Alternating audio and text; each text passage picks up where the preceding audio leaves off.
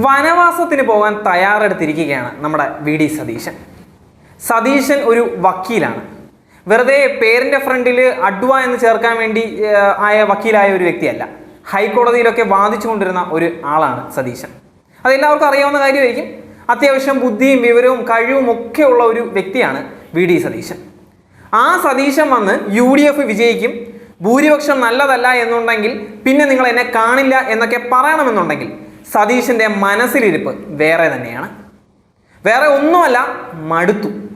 ഇനി ഭരണം കയ്യിൽ നിന്ന് പോവുകയാണെങ്കിൽ പ്രതിപക്ഷ നേതാവ് എന്നുള്ള ഒരു സ്ഥാനം പോലും കാണൂല. ചെന്നിത്തല, KC വേണുഗോപാൽ എല്ലാവരും കൂടി ചവിട്ടി അങ്ങ് പുറത്താക്കും. അത് സതീശന് നന്നായിട്ട് അറിയാം. അത് വേണ്ട, ഞാനായിട്ട് പൊയ്ക്കോളാം എന്നുള്ള ഒരു ഐഡിയ തന്നെയാണ് സതീശൻ ഇവിടെ പയറ്റിയിരിക്കുന്നത്. അല്ലെങ്കിലും സതീശന് ഇനി എങ്ങനെ തുടരാൻ സാധിക്കും? എങ്ങനെ ഇനി ആ പ്രതിപക്ഷ കസേരയിൽ നിന്ന് ഇറങ്ങും? അല്ലാതെ എന്ത് സ്ഥാനമാണ് ഇനി കോൺഗ്രസിൽ കൊടുക്കാൻ പറ്റുന്നത് സതീശന്? സതീശൻ കാരണമാണ് ഭരണം പോയത് എന്ന് തന്നെ കോൺഗ്രസ്സുകാർ പറയും, UDFും പറയും.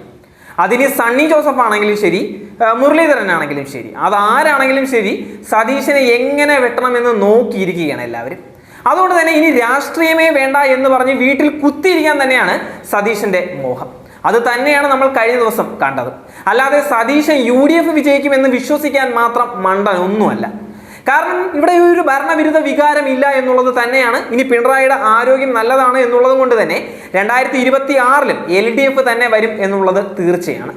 അത് പാലോട് രവിക്ക് അടക്കം അറിയാവുന്ന കാര്യമാണ്. അതുകൊണ്ട് തന്നെയാണ് അദ്ദേഹം അത് തുറന്ന് സമ്മതിച്ചത്. അങ്ങനെ ഇരിക്കെയാണ് സതീശൻ ഈ ബോംബും പൊട്ടിച്ചിരിക്കുന്നത്. പ്രതിപക്ഷ നേതാവ് വി ഡി സതീശനെ വനവാസത്തിന് വിടാൻ സമ്മതിക്കില്ല എന്നാണ് മുസ്ലിം ലീഗ് നേതാവ് PK കുഞ്ഞാലിക്കുട്ടി പറഞ്ഞിരിക്കുന്നത്. അതെന്തെങ്കിലുമൊക്കെ കാണിച്ച് കുറച്ച് സീറ്റ് മുസ്ലിം ലീഗ് പിടിക്കും എന്ന് നമുക്കറിയാം. നിലമ്പൂർ നമ്മളത് കണ്ട കാര്യവുമാണ്. കഠിനമായ പ്രയത്നത്താൽ 2026-ലെ തെരഞ്ഞെടുപ്പിൽ UDF അധികാരത്തിലെത്തുമെന്നും വി ഡി സതീശനേക്കാൾ ഇരട്ടി ആത്മവിശ്വാസം മുസ്ലിം ലീഗിനുണ്ട് എന്നുമാണ് കുഞ്ഞാലിക്കുട്ടി പറഞ്ഞിട്ടുണ്ടായിരുന്നത്. വി ഡി സതീശൻ പാണക്കാടെത്തി മുസ്ലിം ലീഗ് നേതാക്കളുമായി കൂടിക്കാഴ്ച നടത്തിയതിന് പിന്നാലെയാണ് കുഞ്ഞാലിക്കുട്ടി ഈ പ്രതികരണം നടത്തിയിട്ടുണ്ടായിരുന്നത്. എന്തൊക്കെ തന്നെയാണ് എന്നുണ്ടെങ്കിലും ഇനി അധികം ദൂരമില്ല സതീശന്റെ ഭാവി എന്താണ് എന്ന് നമുക്ക് കാണാനായിട്ട്.